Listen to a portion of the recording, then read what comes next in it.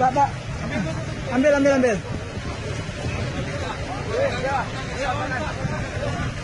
Terima kasih ya Pak ya.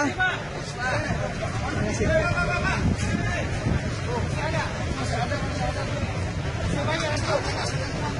Ini dari tentara berbagi. Ya, makasih ya Pak ya. Makasih. Enggak apa-apa Pak, enggak apa-apa. Makasih.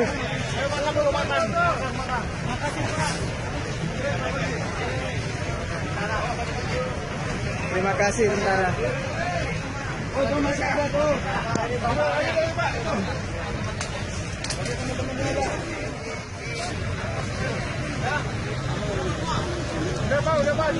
Dari tentara nih, makasih banyak.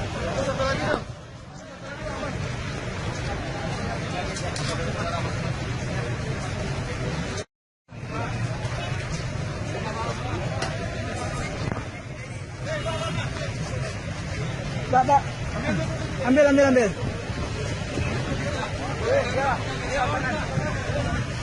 Terima kasih ya Pak ya. Terima kasih.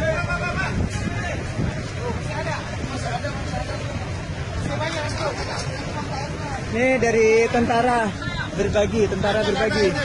Ya, makasih ya Pak ya. Makasih. Enggak apa-apa Pak, enggak apa-apa. Makasih.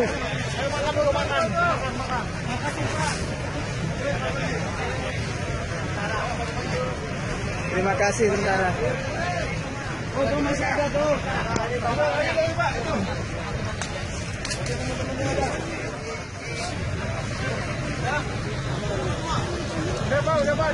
Dari tentara nih, makasih banyak.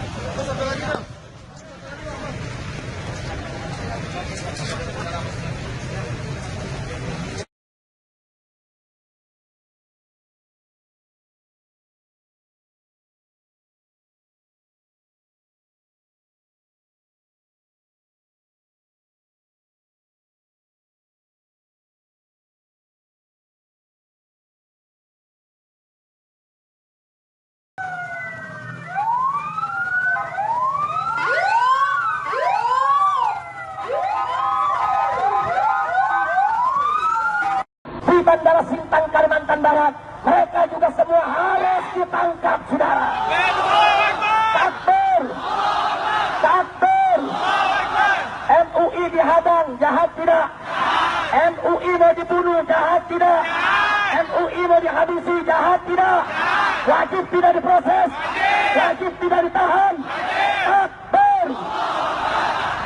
Saudara, ulama kita dicari-cari kesalahannya, dilaporkan dan diperiksa, betul? Maka itu kami juga bawa CD pidato Ibu Megawati yang sudah menistakan Islam, saudara, dan menghina rukun iman, saudara. Kami minta Ibu Megawati juga diperiksa atas penistaan agama, saudara. Takbir. Ini negara bukan milik pribadi Megawati, saudara. Ini negara bukan milik pribadi seseorang, saudara. Ini negara hukum. Hukum harus ditegakkan. Siapapun menista agama harus diproses secara hukum. Betul. Dan sekaligus kami juga datang mau menanyakan kepada Mabes Polri. Dulu masyarakat pernah melaporkan Sukmawati, saudara, memasukkan ijazah kejahatan, bukan? Kriminal, bukan? Wajib diproses. Mabes Polri tidak boleh melindungi Sukmawati, saudara. Sukmawati melaporkan saya, umat Islam melaporkan Sukmawati yang sudah memasukkan ijazah, melanggar KUHP dengan ancaman, saudara, penjara 6 tahun. Takbir.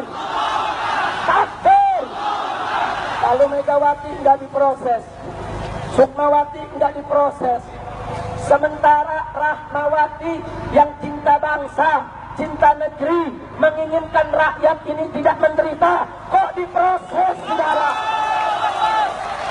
Hidup Bung Karno, hidup Rahmawati, hidup Indonesia.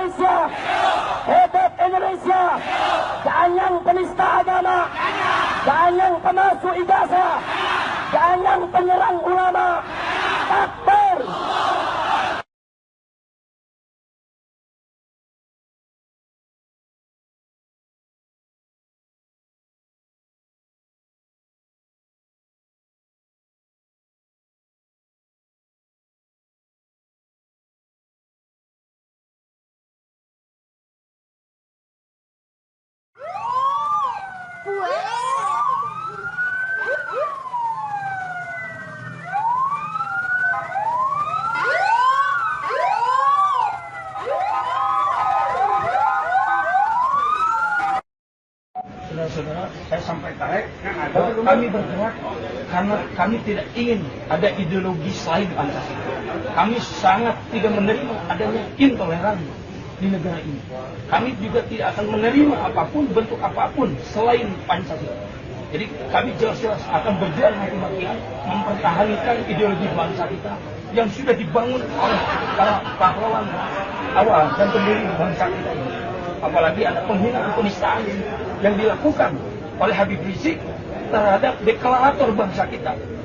Itu sangat jelas sekali. Maka kita akan siap berhadapan dengan siapapun yang anti Pancasila, yang anti intoleransi. Kita akan siap berhadapan. Pancasila itu sendiri dalam pandangan Front Pembela Islam bahwa FPI punya sikap bagaimana menyikapi Islam sebagai agama dan menyikapi Pancasila sebagai dasar negara. Islam adalah akidah.